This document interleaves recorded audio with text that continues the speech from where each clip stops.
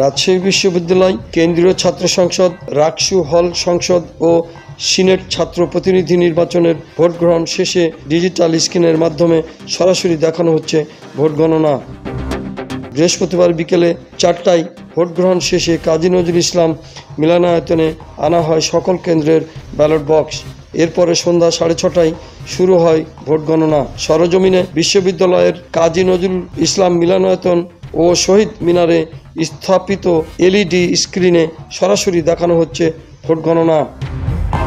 এবার রাকসু নির্বাচনে ভোটার সংখ্যা 28,901 জন।